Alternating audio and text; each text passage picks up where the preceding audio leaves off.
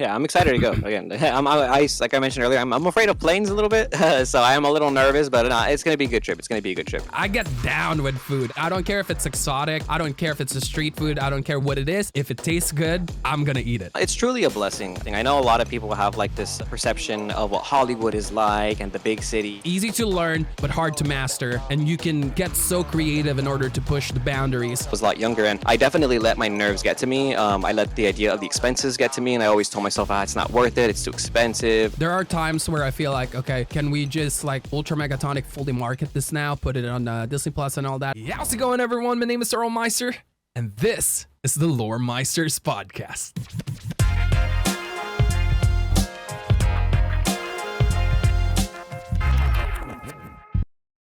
For today's episode, we have the goon of goons himself, Kevin, also known as LorcanaGoons. Kevin is a Los Angeles native who's been playing TCGs for fun since childhood and competitively since high school. He is formerly known for his Facebook page, YGO Memes 2.0, that has over 100K followers. He is a first-generation college graduate from California State University, Long Beach, with a degree in journalism in an effort to provide space for TCG knowledge, entertainment, and overall community building. TCGs have introduced him to some of the best people in his life, and all he wants to do is share these experiences with more and more people every day, so we can all grow and have fun while gaining lore with our favorite Disney characters. He is also very thankful for how welcoming the Lorcana community has been, and I agree. He also played sports in high school, which is why he is so competitive. Especially because in TCGs, it doesn't matter how big or small or strong you are,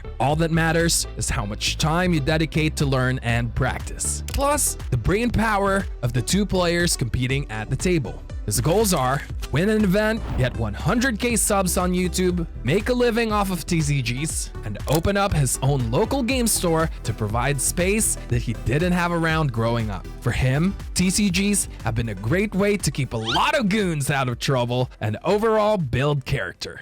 How's it going, everyone? We're finally here with LorcanaGoons. Kevin, how are you doing today? Thank you very much for accepting this invite. I appreciate this a lot, and I'm super excited to talk to you about set 3. We're getting really close at the time of recording. We have about a week left before set 3 is released, and there's a lot of spicy cards that they've been releasing. How are you today, first of all? Doing good. I'm doing good, Earlmeister. Thank you. And what's up to all my Lorcana goons that are watching? I appreciate you for reaching out to me, and I appreciate listening to my story and just my opinions in general. So thank you for that. Awesome. Yeah. First of all, I like to get to know our guests when they come in before we dive in deep to Lorcana, because once we dive in on that, we're not going to be able to stop because we're just Lorcana fans. You know, we love talking about Lorcana, and usually time flies by when we do that. So, so you were born in LA or US, and you grew up there your whole life. And I noticed that you have the Guatemalan flag behind you. Do you visit Guatemala at all? I've never been there actually, but believe it or not, I'm gonna go for the first time for Easter season right here in about a month. So I'm really excited. I'm really excited. But in general, it's the culture that is it's a culture from my mom's side of the family, and I grew up with my mom, so it's just been embedded in our lifestyle for the longest time. But I'm really excited to go visit, to go check it out. I feel you on that. Living in California, even though we already, a lot of the people in our family has been living in U.S. for the longest time. A lot of my cousins are born there, but at the same time, even though we don't really go back to Philippines that often, I mean, it took me 16 years ever since I moved there before I finally visited Philippines. We kept a lot of the culture stuff and like food. My family also speaks the native language still. Some of my cousins didn't learn how to speak it, but they can understand it.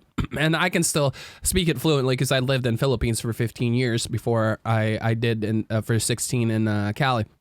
But yeah,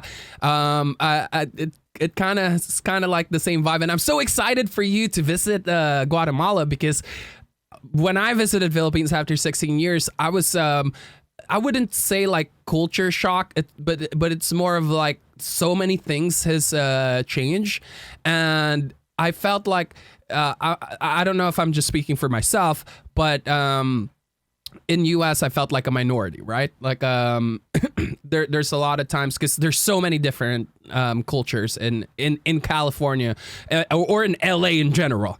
There's so many different nationalities that live there. I mean, Korea has its Koreatown. There's Chinatown as well, and even us Filipinos have raided Carson and Long Beach. There's so many of us there, and yeah, but in Philippines, when I went there, I'm surrounded by just Filipinos. And it's very rare that I would see a foreigner or someone from a different country unless I go to a place where it's visited by a lot of foreigners. Then I see them more. But yeah, like I thought that was a pretty cool experience. I'm very excited for you.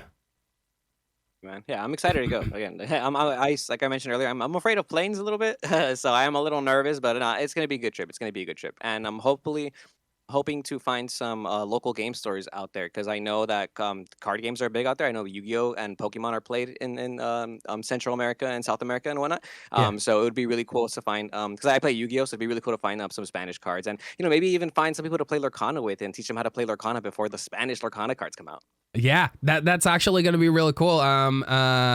Also, I wanted to say, like, when you go into the plane, I don't know if you're old enough to drink. You look very young, and if you are, having a glass of wine or a beer can calm your nerves down, and yeah, that helps. What about Guatemalan food? I'm sure that if you guys kept some of the culture, you definitely have had Guatemalan food in the house. What kind of food is Guatemalan food usually? Like I know this is gonna sound very boring, but black beans and rice, like but black beans in particular, Yeah. is like paired with like every breakfast, lunch, and dinner like type of Guatemala food, and I've just like huge appreciation of black beans. But I want to say like one of the cooler dishes that like my grandma would make would be like it's like a carne empanizado is what we would call it, but it's like a breaded meat or a breaded chicken, and then Ooh, she that would sounds serve it with good. a side. It's really good. She would serve it with a side of black beans that were kind of in like an almost like a soupy texture, kind of a mud texture. And then Mm-hmm. she would top it off with some queso fresco, which is like crumbly cheese, and then some like cream that doesn't have any salt on Oh. it, and then like a little side of white rice. And that with like some tortillas on the side was like top Ooh. notch grandma dinner. That sounds good. It almost sounds like a crossover between Mexican and Cuban food. Is what it sounds like. Cause and my favorite food when I was in Cali was Mexican food. I love Mexican food. We don't have Mexican food here in Scotland. There's a couple of places, and also there's Taco Bell now, and Taco Bell's not Mexican food. So but yeah, I miss that a lot. Like there are days where I wake up and I literally eat Mexican food for breakfast, lunch, and dinner. And I even love the exotic stuff from Mexico. Like I eat a lot of tripas tacos. Like Oh, okay. they were called like cow milk guts, like fried cow milk guts. It's basically intestines for people who doesn't Yeah. know. Like I get down with food. I don't care if it's exotic. I don't care if it's a street food. I don't care what it is. If it tastes good, I'm gonna eat it. I'm one of Yeah, those I'm glad. people. I'm glad we're talking. I'm glad you're talking about food because I think for a while, at least back in like the last 20, 30 years, a lot of people would view some of these countries as like poor and like, oh, this is food that like peasants eat, like the leftover parts of the meat, like intestines or something. But nah, man, tripas are fire. Yeah, the Yeah, intestines smack, bro. I think one of tripas, the best compliments. cabezas. I love Yeah, all of those. I think one of the best compliments that people make about like Latino cuisine is that we use every part of the animal. You know what I Yeah. mean? And it's part of that goes back to like spirituality reasons, and part of it goes back to the idea of like, hey, we don't have money. You got to make it. You got to make use of everything. And but hey, man, the tripas are good. Right now in Los Angeles, street vending is basically legal, so there's just taco stands everywhere, man. And yes, you see the menu. Yes. They have cabeza, they have lengua, everything, man. So if you ever come, when you ever come to LA, if there's ever like a Lorcana event, Yep. near Anaheim at Disneyland or something, we gotta link up. I gotta take you to like some of the best taco stands out here, bro. That was my jam. I mean, living in Southern California for 16 years, taco trucks are one of my favorite. Yeah, I'd rather go there than an actual proper restaurant. I'm talking about like the dollar taco. When I just moved there, it wasn't even $1 yet. It was so cheap. It was like 80 cents. We used to go to LAX, and behind LAX there was a parked taco truck where all the LAX workers would go there. And I would get like 10 tacos because they're like about this small. They're pretty small. And then they would give you the meat and the tortilla, and all of the condiments are outside. And I love spicy food, so I get that habanero salsa on it. Oh my Nice. goodness! I miss that. I miss that. Yeah, man. I'm sorry. I gotta send you something, Earl. I'm gonna see if I can like sneakily send you like a bottle of habanero salsa or something. Yeah, I I would got you, man. highly appreciate that. They don't like spicy food here. It's very rare that I find places where they would sell like things that are spicy, and it's just part of the culture. And I understand, but I love spicy because like people look at me like every time I order stuff, I always buy something spicy. I would literally I eat chilies, because not only for the spicy parts, but I love chilies in general because of their flavor. They're like I'm past that like spice level where it's the flavor of the chili that I'm looking for, and not just the heat from it. But yeah, that sounds I miss LA now. I miss LA. Yeah, it's truly a blessing. It's truly a blessing. I know a lot of people have like this perspective or perception of what Hollywood is like and the big city, but man, I wouldn't trade living here for anything in the world, to be honest. Yeah, yeah. Same here. I loved it there, and it took a lot for me to decide to move here to Scotland. It took a couple of years of not just planning, but even just considering it.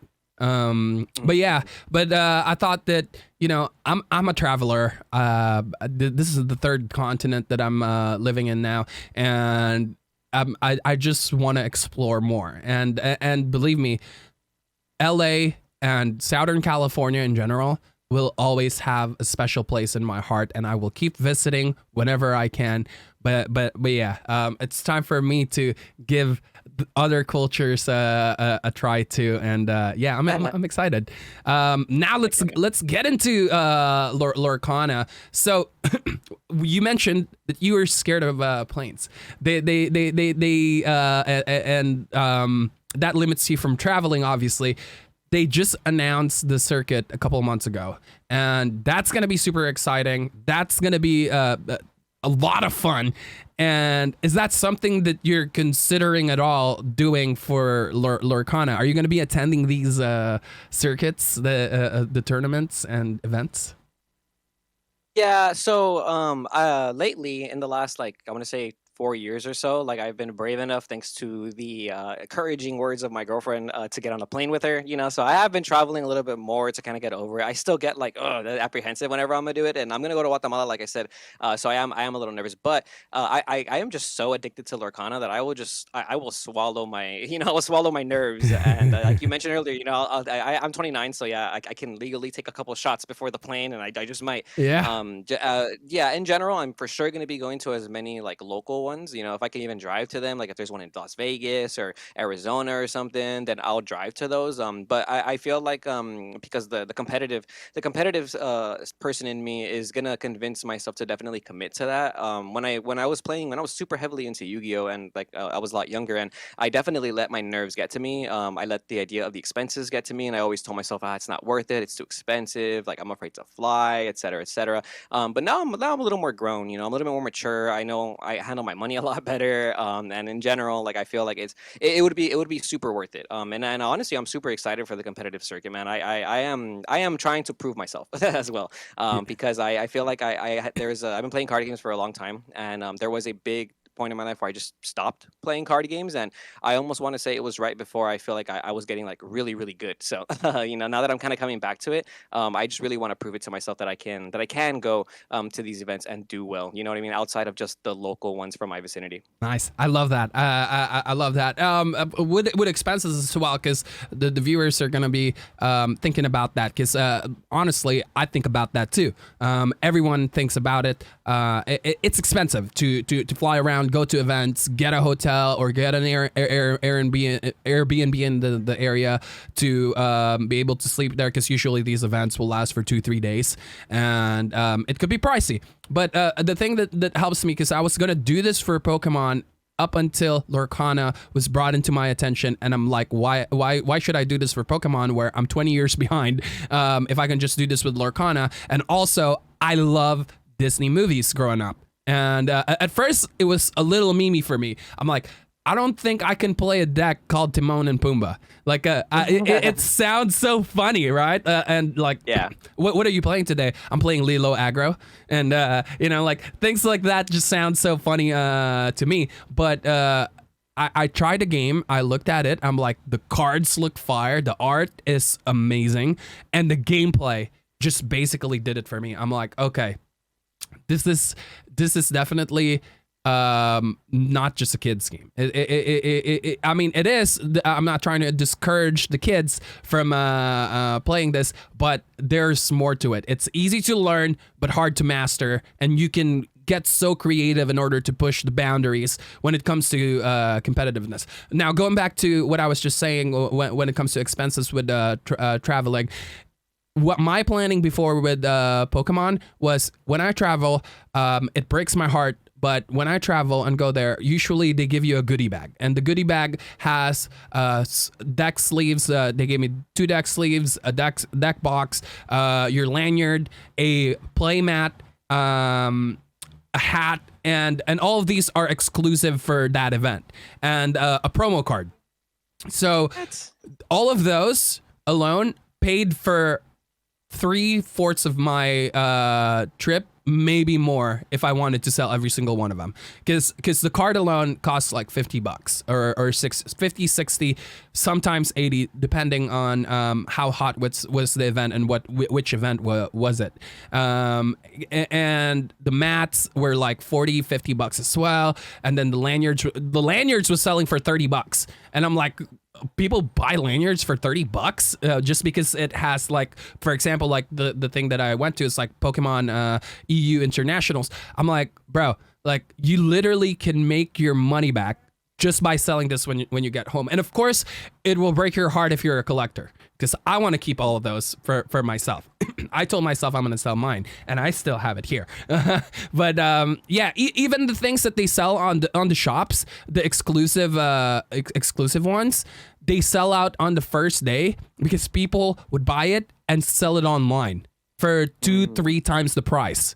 And I understand as well, because the thing is, not everyone can fly to that event. It might cost them $1,000 just for the plane ticket, and then it'll cost like another $300, $500, maybe if you don't get lucky with the places to sleep on, and then your food. And then the event itself. You're talking about a $1,500 travel. So why would a collector go there if they can buy every single thing that they need to collect without flying there? Because they're not competitors, right? Like some of the collectors, they don't compete. If they go there, there's a high possibility that they're just gonna lose. And but also you're paying for the fun of like meeting your friends and meeting new friends and all that. But yeah, I don't want to discourage anyone, and this is why I mentioned it, because it is doable. If you don't have any attachments to those collections, you can just go and sell.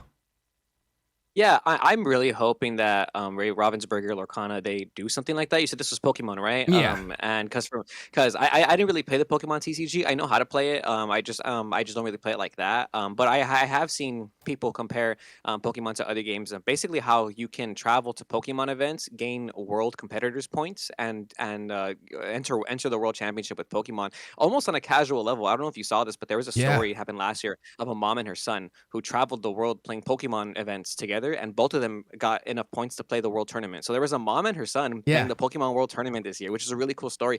And I feel like that's almost a story that's unique to Pokemon because, like you're saying, they give you these things just for attending. You know what Yu-Gi-Oh gives you for spending probably the same amount of money for entering their event. They give you a pat on the back and they say, "Pay us now or get out." You know, like Yeah. give us your entry. Yu-Gi-Oh raised the entry fee. They give you 5 packs, but if you don't pay, you can't hang out in the venue. Oh, damn. So it's really and that's it. You don't get anything.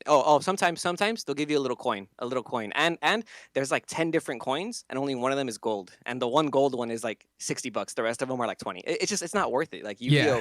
Yu-Gi-Oh definitely taught me that some gaming companies are really only there to make a buck. Yeah. You know what I mean? And I think one of the cool things about Ravensburger is that they kind of didn't go full green light with everything. They kind of took it step by step, and they're like, "Here's the game. Let's see how the game's doing. Oh, it's in demand, and there's not enough. Here's more reprints for you guys. Let's see how that does. Oh, you guys want a competitive scene? Well, we're announcing it in March, and Yeah. and they even already said we're gonna do competitive events and fan events. You know what I mean? They're Yeah. already looking out for the people you're saying, the players who aren't necessarily competitors, but they still want to collect these cards. So I'm super excited. I'm hoping Lorcana takes a page out of a lot of these other TCG's books, except Yu-Gi-Oh. And like they make it like worth it for us. But in general, like even if it's not worth it, I'll probably still go. you know. Yeah. I mean, I think Ravensburger is doing a great job too with the pacing. I keep talking about this.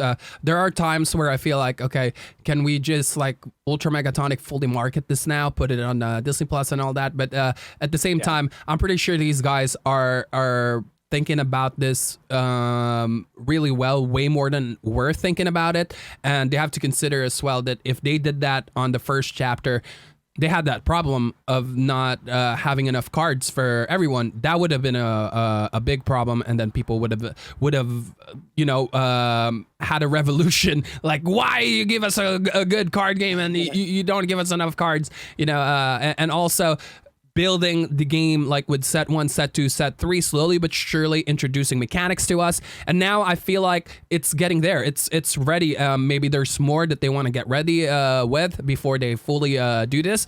But yeah, I like the pacing, and I can't wait to a point where they fully what do you call this, market and advertise this and put it on everyone's radar, because then it's just gonna explode. And when it does explode, they are ready.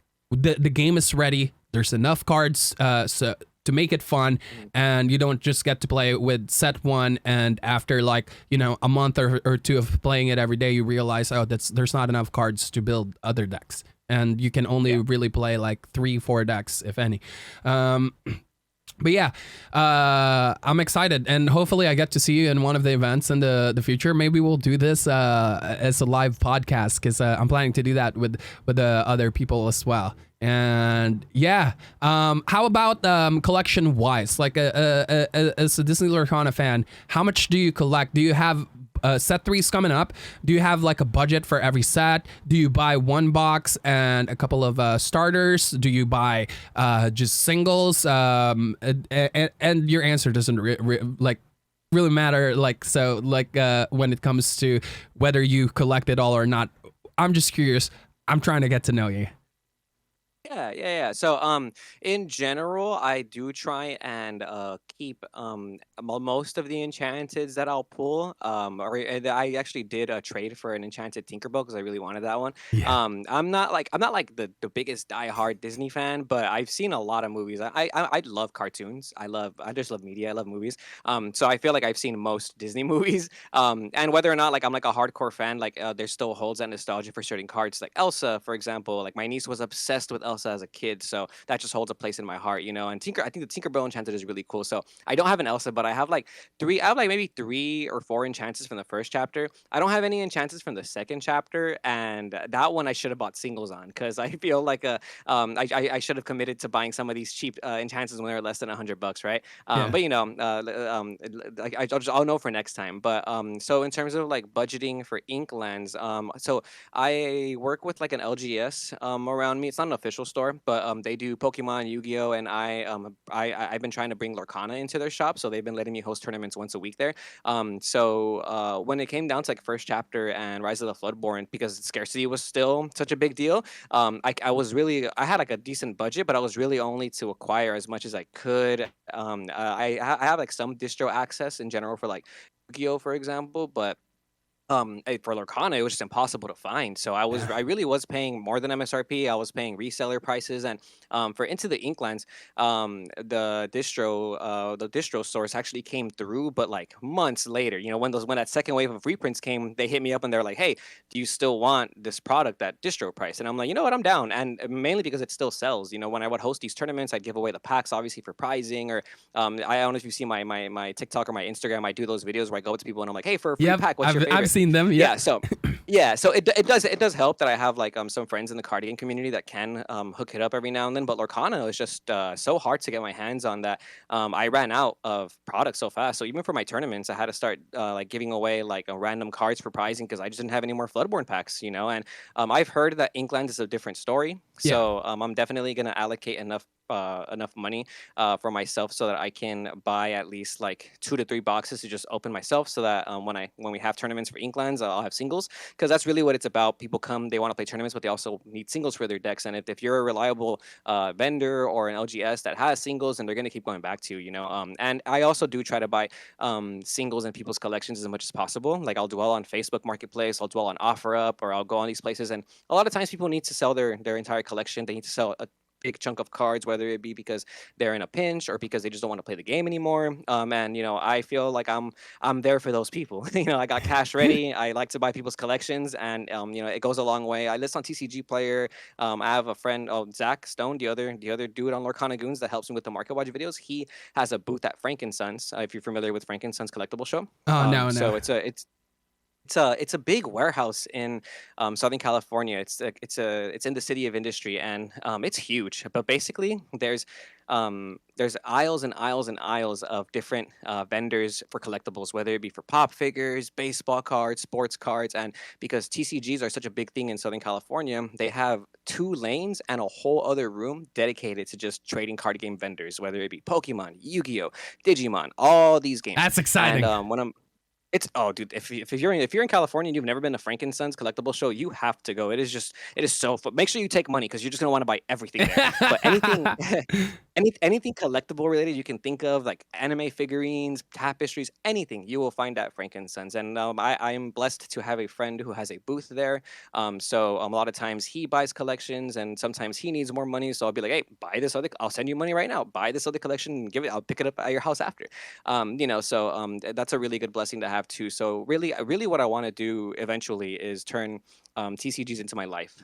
You know what I mean? Yeah. I have friends who, when I was going to college, they decided to just commit their livelihood to trading card games, and now some of those friends have houses, they have families, they have new cars, and I'm still paying off my college debt. You know what I mean? So, and now that I'm looking back on it, I'm not saying I have any regrets or nothing, but I do feel like I know a lot more than I did before. I Yeah. was a lot younger then, and now I'm a little bit more mature, so I know what I want to do with my life, and I do feel like trading card games is going to be a big part of it. So I'm trying to get there. You know, it'd be a dream of mine to turn like LorcanaGoons into an actual LGS. Maybe not call it LorcanaGoons, you know, but it would be cool to turn this into the future that I've always wanted, which would be to have my own store, have my own you know, my own employees, or have my own community that can come and play games. I want to provide that space for people because when I was young and I was figuring myself out, those spaces were really important to me. You know what I mean? Yeah, yeah, of course, and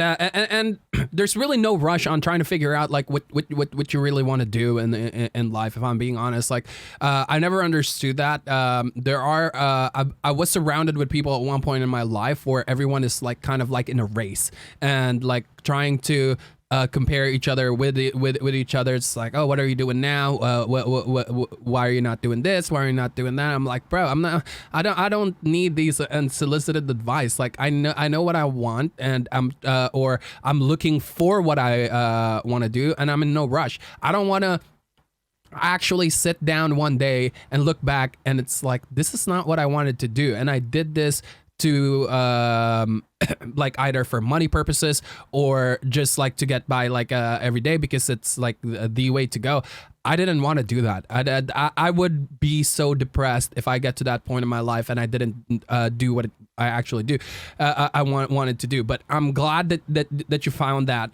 There's this band from California that I really like. They're called Revolution. I don't know if you're into reggae, but Revolution. Yeah, I know them. They have a song and there's lyrics where it goes like, and now you're 45 and you realize just what you want to do with your life. It took some time for you to figure it out, you know, like I'm all for that. I don't care if you found it when you're 20, when you're 30, 40, it doesn't matter. The important part is that you found it. A lot of people are searching for that their whole life and some of them never find it. And I'm glad that you did. I really am.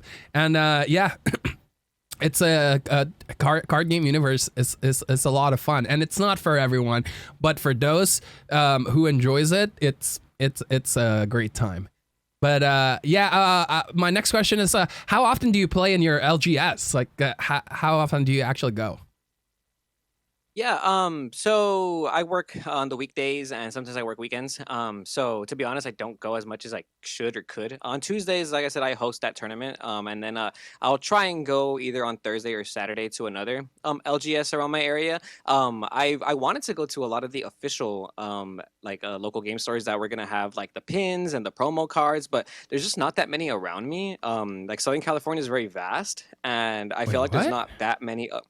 I feel like there's not that many official Lorcana game stores because most of the ones I've gone to are unofficial. Like they host tournaments, but it's usually like you win cash prizing or you win packs. Some of the other ones that are official. They're a little bit further down, like in Orange County. I'm in Los Angeles, so it's about an hour away that way. Some of them are in North Hollywood, so I'm in like South Los Angeles, so it's like an hour up. So that hour driving in traffic is a pretty big deterrent for me to go to some of those. But I'll try and go. I'll try and play like in real life Lorcana at least once a week. I do be grinding the simulators though. Yeah. I do playtest a lot with friends, and I feel like that goes a really long way. But I think when the competitive circuit starts, for sure, I'm going to be trying to hit as many locals as possible because that's definitely how you get to know your community as well. Yeah. And if we're going to be having like regional events, I want to know like who to look out for. You know what I mean? Like I want to get to know people as well. That way I know like that guy's a good player. That guy plays aggro decks. That guy I don't have to worry about. You know what I mean? Yep. Just so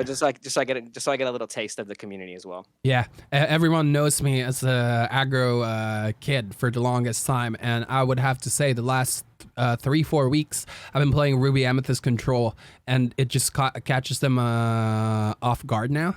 And also, like when you're an aggro player, you're considered as a brainless player on every single card games. And I get it. Like, but I always say like aggro is easy to learn but hard to master. Like taking aggro to the next level is a whole different art. But yeah, when I do play control.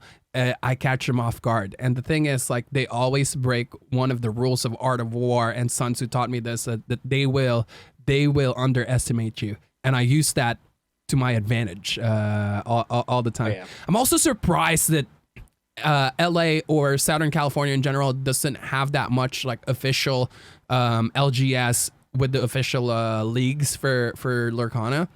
I don't know, maybe where I'm at right now is much smaller. I go to one that's like 25-30 minutes away from me, and then I go to one that's 2 hours away from me. I take the bus, and then what I do is I work on my phone, work on content and stuff like that while I do that, because I really just enjoy going in general. And yeah, I'm surprised that they didn't have that, because I'm super lucky that both of the LGS that I go to every Friday and Saturday are official ones, and I actually got to collect pretty much everything except for the pins. I have one of each pins for set 1 and set 2. I'm missing the other ones. I have Winnie the Pooh and I have Scar. I'm missing the Rapunzel and the Ariel, and I'm totally fine with that, because like the art for Winnie and the art for Scar is the one that I wanted to get to. And I usually get 4 ofs of what do you call this, every set of the promo cards, which is really nice. I feel really lucky to have that, and I hope that a lot of places in the world will also have the same experience as me so far when it comes to my local game store, because I have heard that there are some places where it's just dead. Like there's not Yeah. many people that go, or I think that one of the things as well is that LGS, they become so comfortable with Magic, Yu-Gi-Oh, Pokemon, the regular ones that they usually run, that they, as much as possible, they try to divert everyone's attention into those instead of like promoting a new card game that they don't know if it's gonna pop off or not. But I have high hopes for Lorcana, honestly. Oh yeah, I think Lorcana is great. I think Lorcana does a really good job at getting young people to try card games. It does a really good job at getting non-TCG players to try a card game.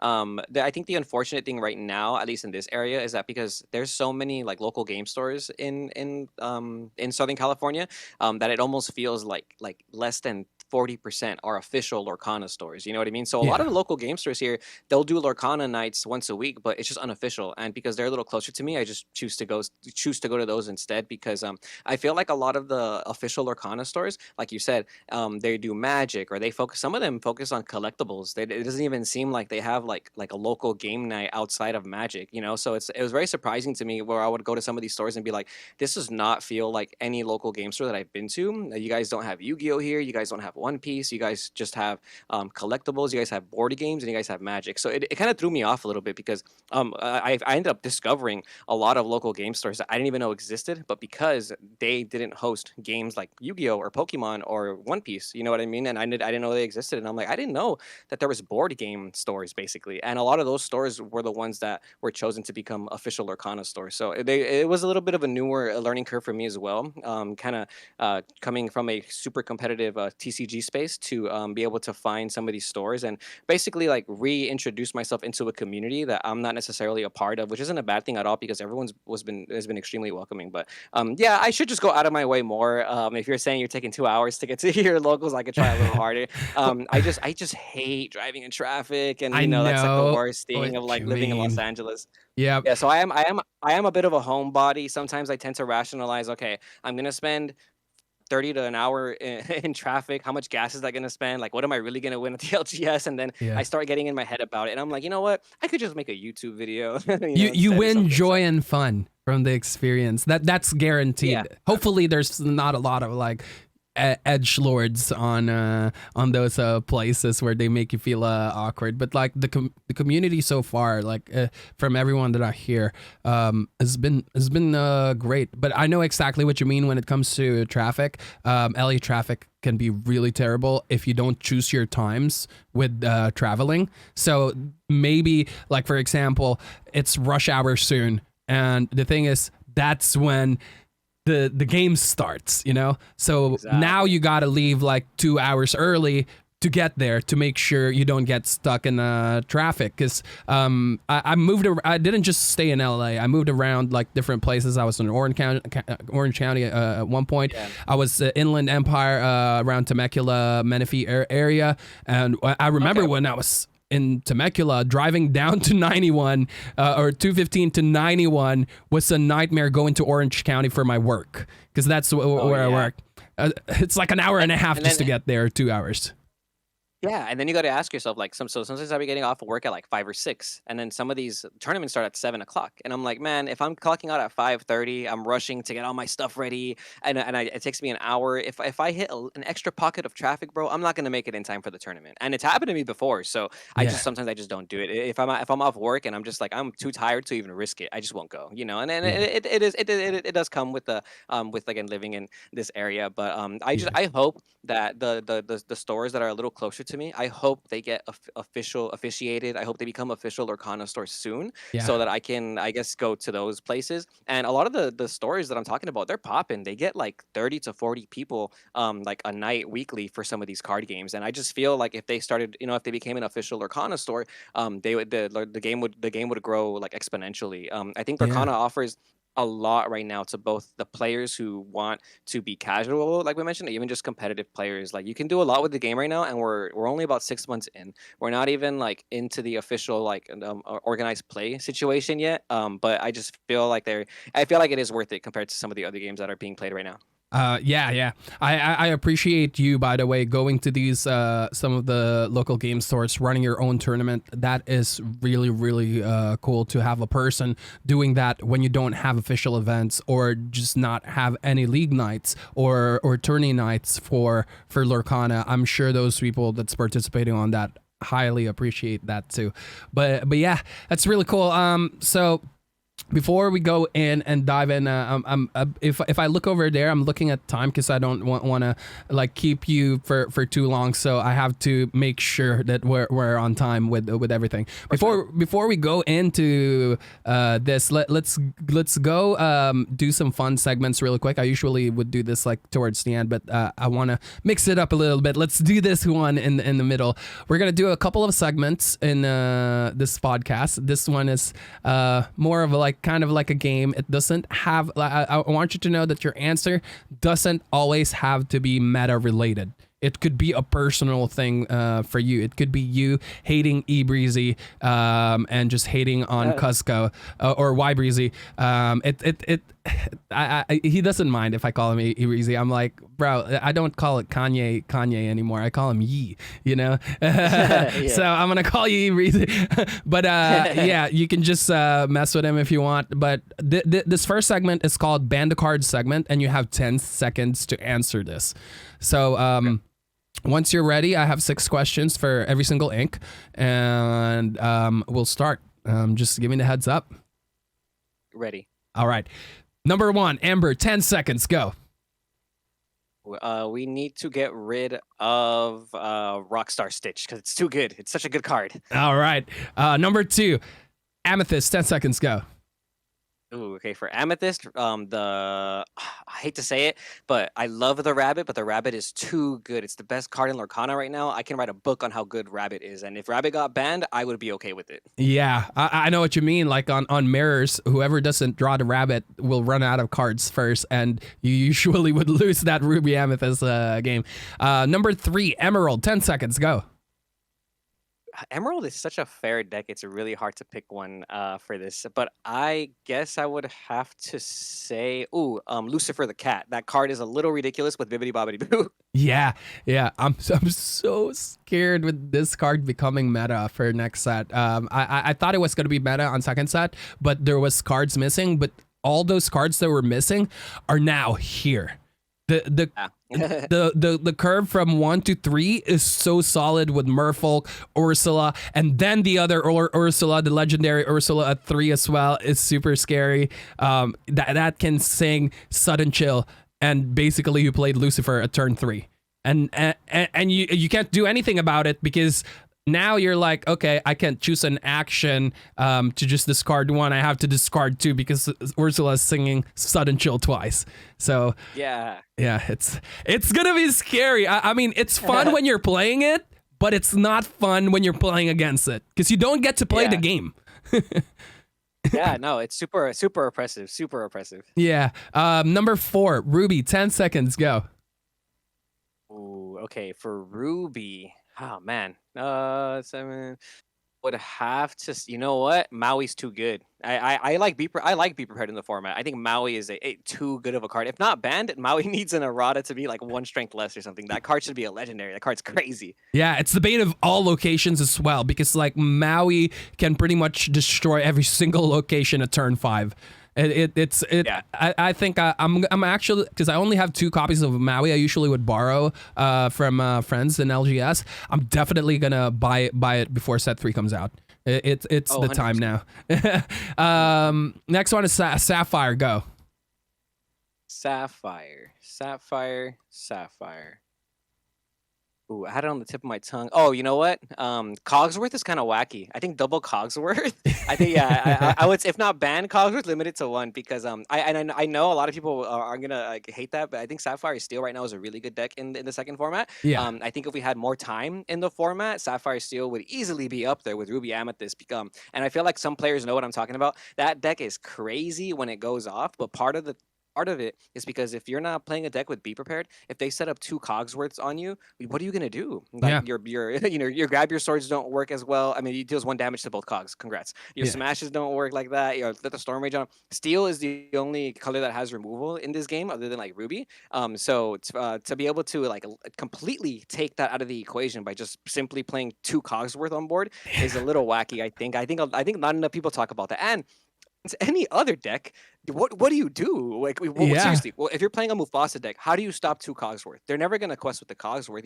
Your characters can't clear their characters anymore. You just Like, hope to race yeah, it at that point. yeah, exactly. I love the sapphire color though. I think it's so fun. But yeah, double Cogsworth is a little wacky. I don't again. I'm naming cards that I think combos are wacky. I don't think these cards really should be banned, but like if I had more time, I'd Yeah. probably be able to think of a better card. Oh yeah, yeah. Again, this segment is not about meta. It's about how you feel. You know. Of course. Yeah. So number 6, Steel.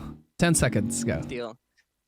I mean, this is just whole new world. Yeah, Yeah. I think everyone just says whole new world, right? I love that card. I think the card's good, but especially during set 2, I feel like the card was perfectly playable. But now going into set 3, I'm starting to not like it with It's some of getting these interactions we're ridiculous. getting. The game is starting to become a lot faster than it was in set 1. I think in Yes. set 1 you can afford to dump your hand and give your opponent 7 cards. Set 2, a little bit more risky. You know what I mean? Giving Yeah. your opponent 7 cards, depending on the deck they're playing, a little bit more risky. Some decks it didn't matter, like the Mufasa decks, or some aggro decks, it just doesn't matter. But some of these decks are so fast that giving them 7 cards really does make or break the game. And now even more in set 3, there's like OTK potential, and it's not like silly OTK like the Pabby Popsicle. Like there's actual like strong OTK potential in this set. So I really do Yeah. feel like Whole New World might have to go. You know what I mean? It's such a great card, and the concept behind it is cool, but it's a little too rewarding, I think, right now in the future set 3 at least.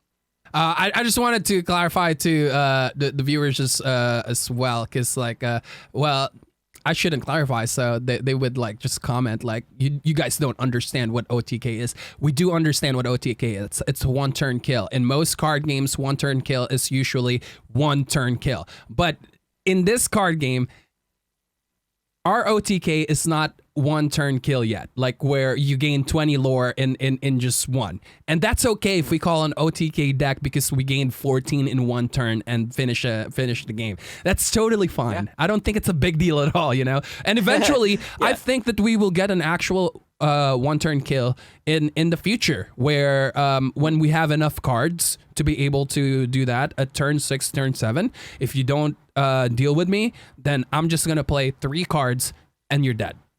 But but yeah, right now it requires setup. OTKs require setup, and you can say that it's not OTK, but yeah, we're not gonna get into that. I saved you some time as well, even though I wanted you guys to comment on this video. but yeah. All right, those are some pretty good answers, and there's not right or wrong answer on that, because that's how you feel with this. And we're gonna go straight into our next segment. This one is a 10-second segment as well. It's called the favorite card segment. So we have 5 questions on this, and we're gonna start with your favorite character card to play. Favorite character card to play in general? Yep. Has to be Goons. Has to be Goons. You I have still to. try.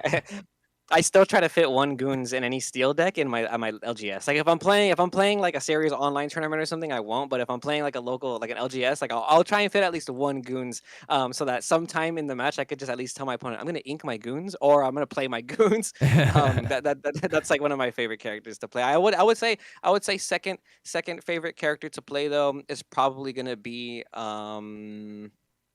Very satisfying card. Honestly, Rapunzel. Rapunzel's a very satisfying card to resolve, especially when your opponent doesn't play around it. Oh, it just feels so good. Yeah, I love Rapunzel. It was my first like dream playset to complete on set 1. I didn't get to complete it until set 2 because like there was not a lot of cards that I could trade for it, or no one had it because they all wanted to play it, and I wasn't about to spend $45 just to buy a Rapunzel online back then.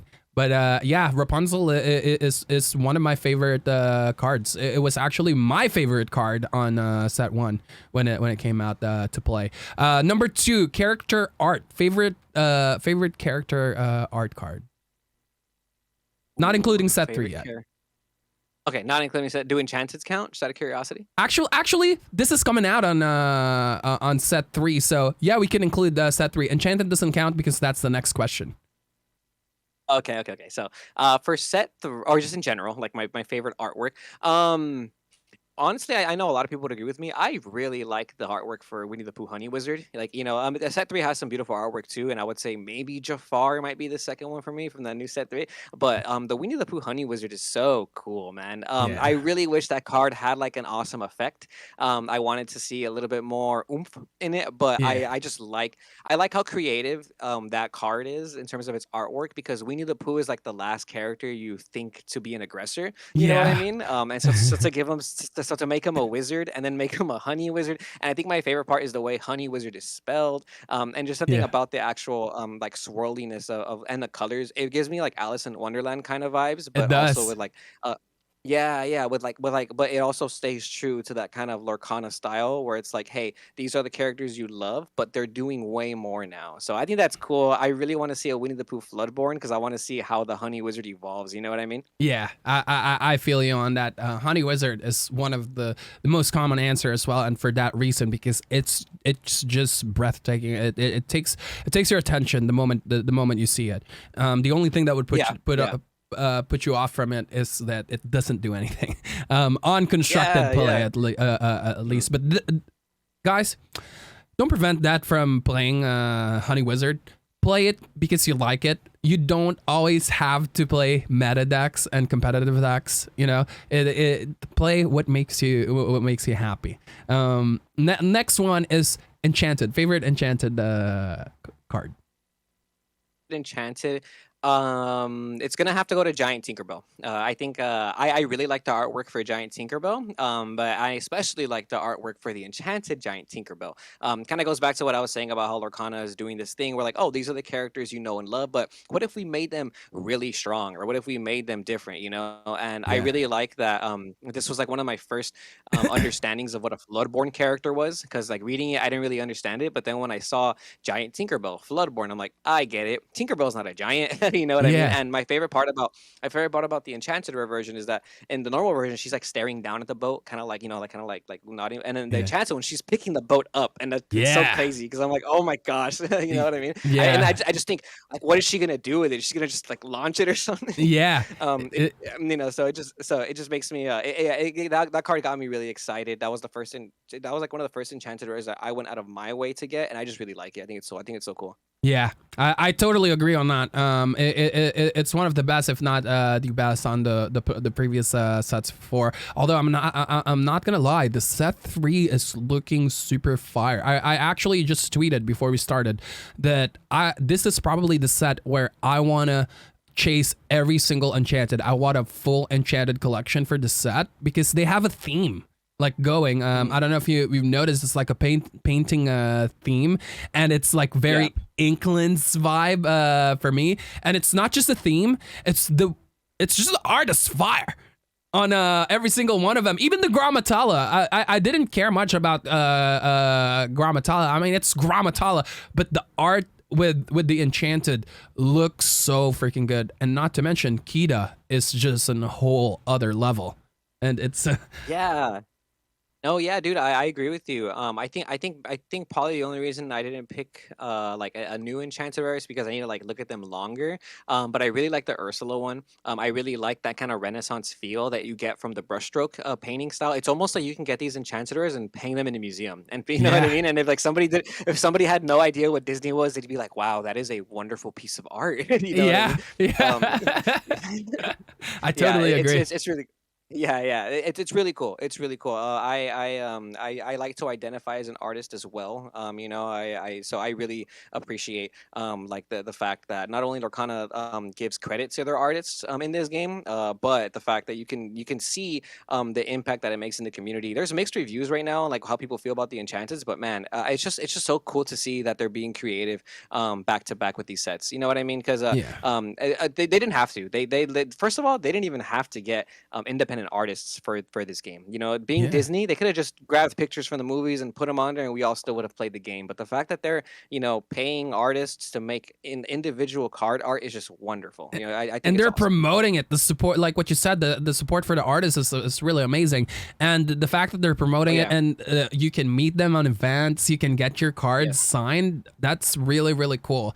And I yeah, go ahead. Sorry, I also now that you said that, I just really want to mention I really love also that Lorcana Ravensburger gave the green light to the artists to start charging for their signatures outside of events and stuff. I think that's Yeah, awesome. I have talked to some people who kind of like, oh, why would they do that? But it's like, man, these artists they don't get paid residuals or royalties for their when they give their art to Ravensburger. You know what I mean? But exactly. people want people. There's a big demand for wanting their cards signed, and I think part of being an artist was one of the issues is getting your art ripped off, is people using your artwork to make Etsy playmats and stuff like that. And then now we have AI coming into the game, and that really sucks for artists. So for Ravensburger to give the opportunity for these people to food on their table, you know Yeah. what I mean? But I think it's amazing, and I love that. Yeah, I like that as well. Support these artists. They're doing an amazing job, and I don't see like really the big deal on why like we can't tip them or like pay Yeah. them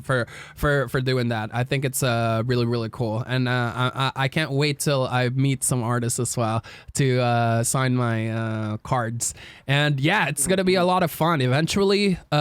If Ravensburger allow it and the artist is interested in going into the podcast, I'll definitely bring them in because I want to promote them as well and just like talk about art in general too. Because like what you said, like you're an artist yourself. I'm an artist myself too. In high school, in Cali, my plan going to college before because I played music after high school and I did that as my job but before that I wanted to be an artist like with animation and a drawing.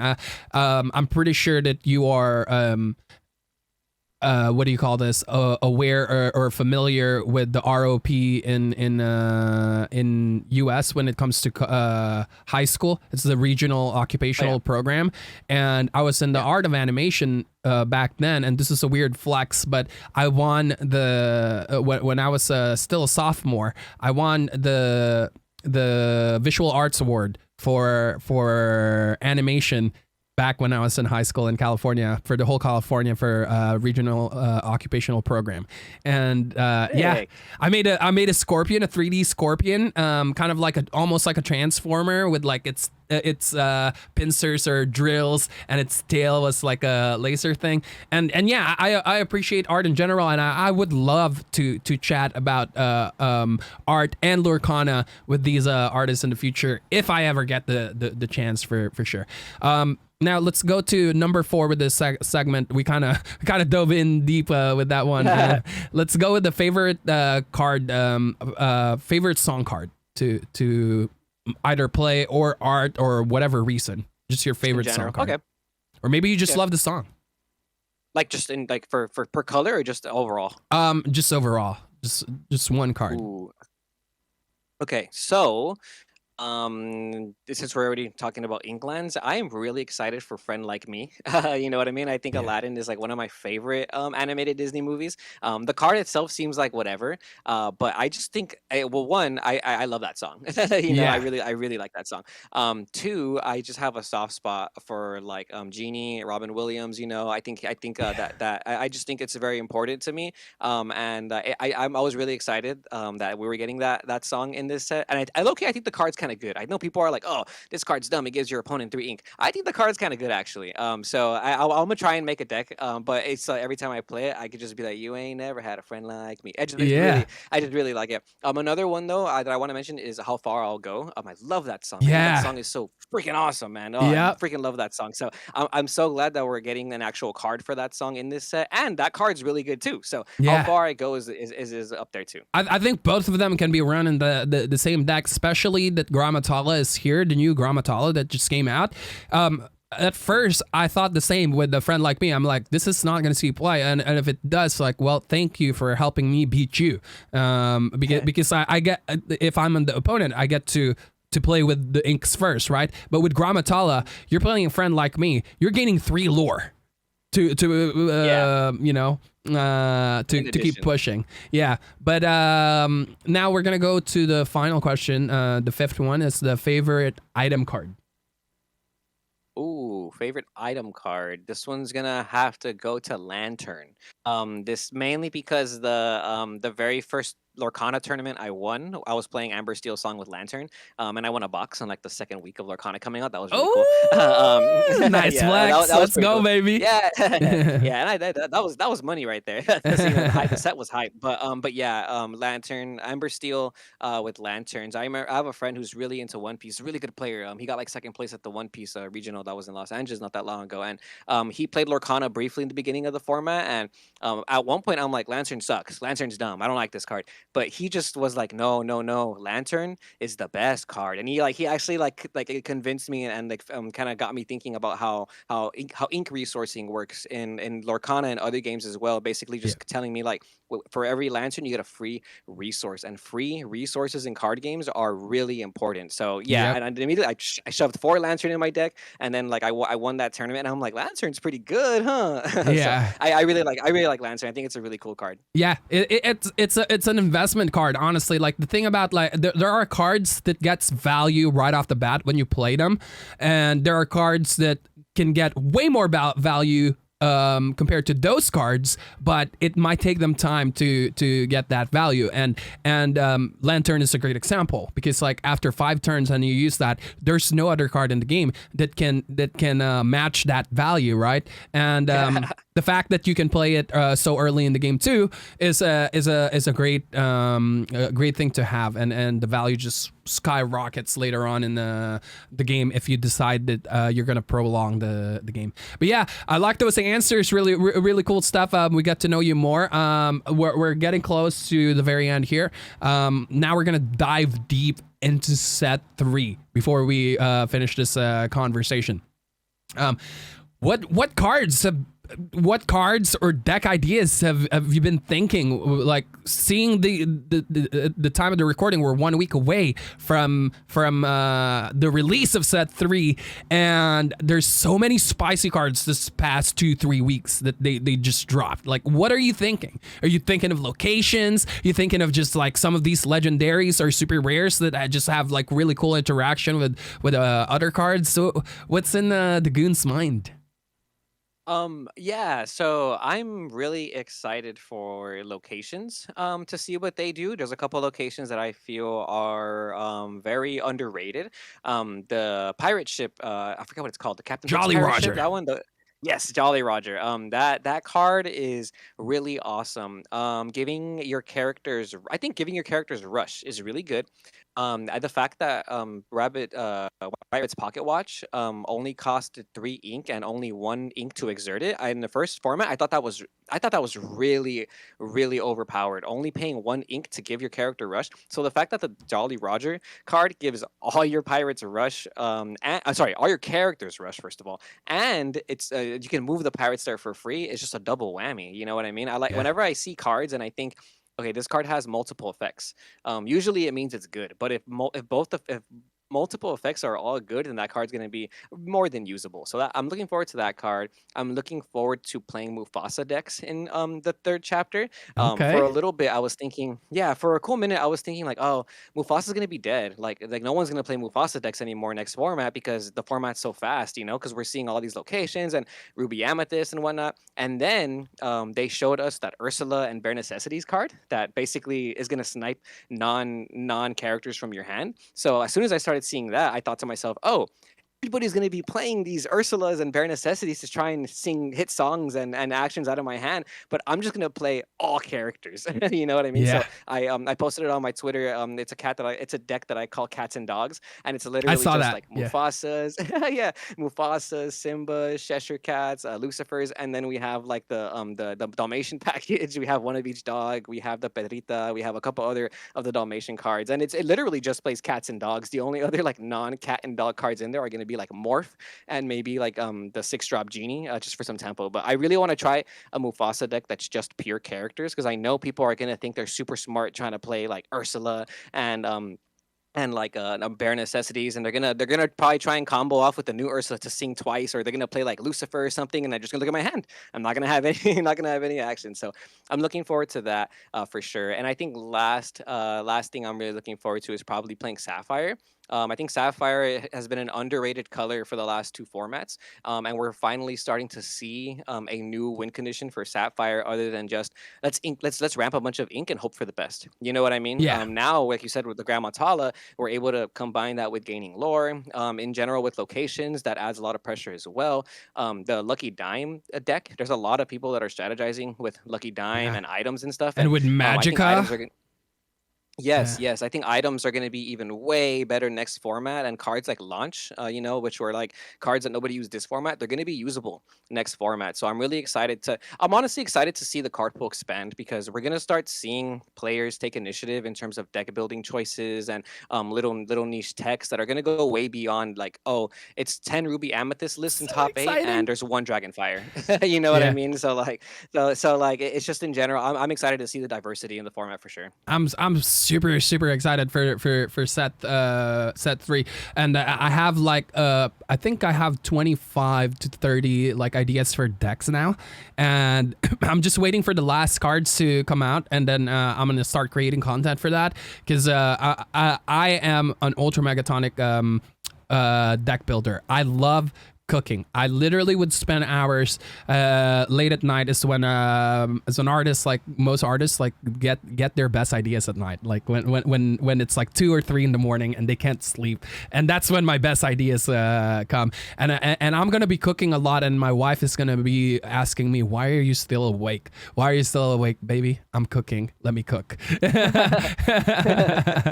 But yeah, it's gonna be fun. Like, one of the cards that not a lot of people are talking about, except for the art, is Kida. The thing is, like, I have such an aggro brain. A lot of people, unless you're an ultra megatonic aggro player, you don't like really think the way I think, and I'm kind of panicking myself in the back here. And there's only one other player in Lorcana right now that I feel like has that level of aggro brain as well, to take aggro to the next level, and that's Lorcana Decklist. That dude plays aggro in a level that I respect. There are people that plays aggro, and sure, you can play aggro because aggro is very easy to learn. Like, everyone can play aggro, but like taking it to that next level, Lorcana Decklist definitely has my respect for that. I'm kind of like a harsh critic when it comes to aggro in general, and there are aggro decks that are not even aggro decks. I'm like, that's mid-grow, that's not aggro, that's mid-range, that's I get not what you're saying. aggro, I get what you're saying. And one of the things that I found is Kida. Kida is an aggro card. It's mid-range card as well, don't get me wrong, because like it helps the trades and that, but the thing is, like, you're hurting yourself as well when you play Kida, right? Because it's -3.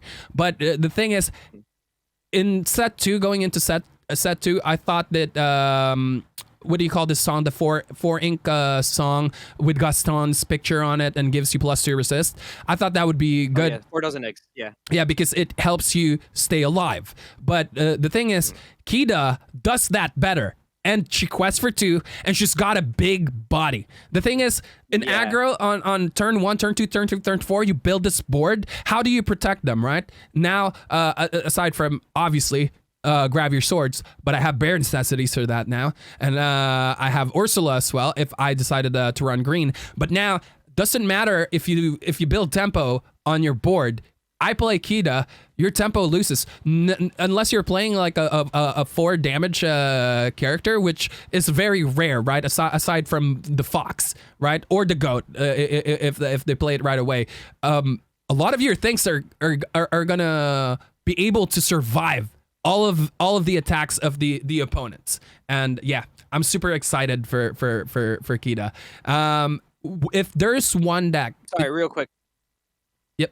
Oh no, I just wanted to say I'm glad you mentioned Lorcana deck lists. I love following that dude on Twitter. I think he's awesome. I've been following his picks, his rank the journey online, and in general his playing online. And I like what you said too about how aggro is easy to learn, hard to master. I think like you mentioned earlier, a lot of people like to look at the aggro player at locals and be like, that guy just quests for 20. He doesn't know how to play the game. But no, man, like from my experience, like there's little decision making. There's small decisions that go a long way in aggro decks, and that's the reason I don't like playing aggro decks, because I am not good at making those decisions. You know what I mean? So props to you, man, for trying to take aggro to the next level. And you need to have exact math to finish the game. Yeah, you make one mistake, you're done. Yeah, and literally missing one quest or accidentally challenging the wrong character leaves you open to getting another character like banished, etc. It can really it could get you at 18, 19 lore, but you're not gonna win if you don't get to 20. So yeah, I understand what you're saying, man. Aggro decks, they're a little bit weird to pilot, and I do like them a lot, and I will play them if I just want to like practice the format. But I think for a big tournament, I'm not necessarily the aggro person, you know, because I just feel like I won't be able to make those consistent decisions for like 8-9 rounds. Yeah. Another misconception as well with like new card gamers. I understand, because like I was in the same place years ago when I was still learning what is aggro, what is mid range, what is control. Aggro pushes for lore.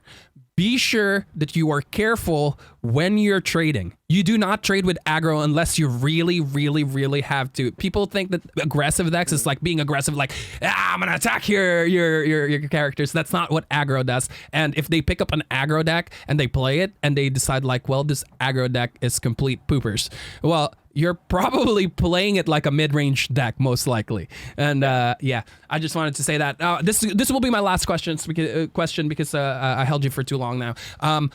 If there is one deck that you would invest so much time when set 3 comes out, what do you think that would be?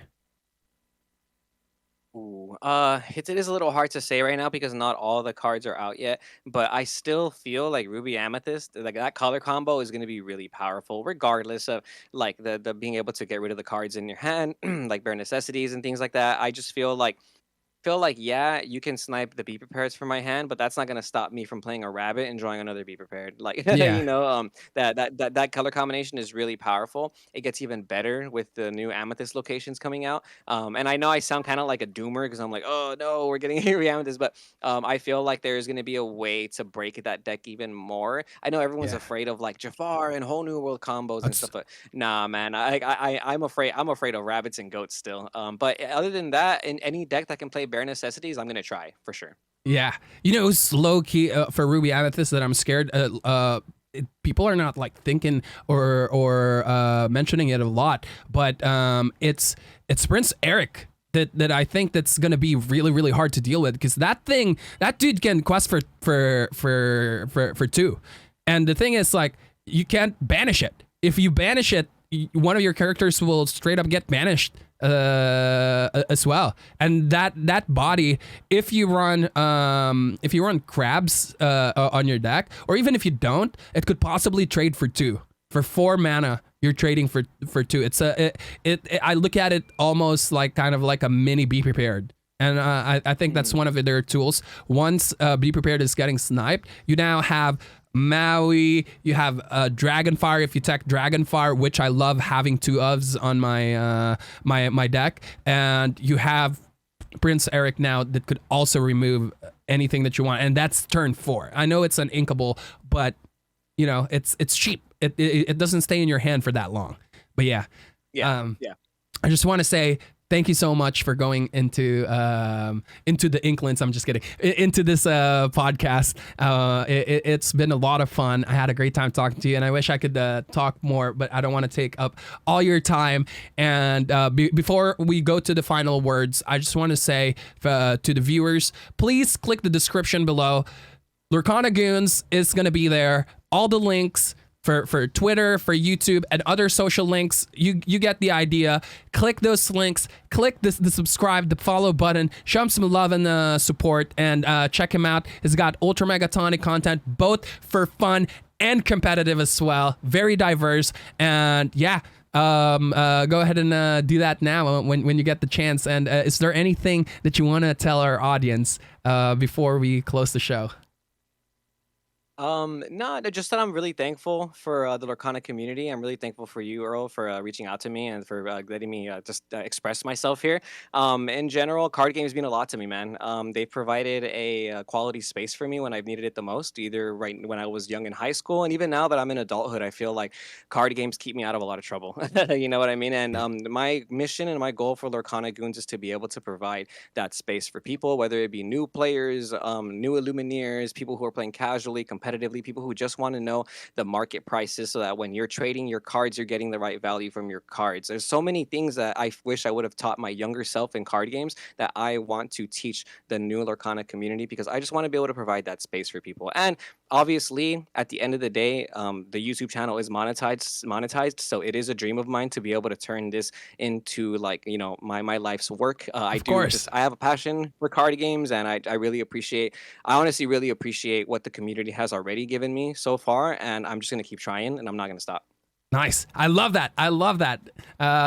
Thank you again for being here. Well, you guys heard it, folks. Make sure to keep checking that channel out, because it's gonna be there. He's not gonna stop until it's an ultra megatonic channel like Mr. Beast. No, I'm just kidding. Mr. Beast is hard to reach, but hey, we can dream. We can dream. Yeah. I hope that you guys enjoyed this episode for this week, and I hope that you're enjoying Into the Inklings, because by the time this is out, Into the Inklings is already out too. And yeah, I'll see you guys on the next episode. Peace.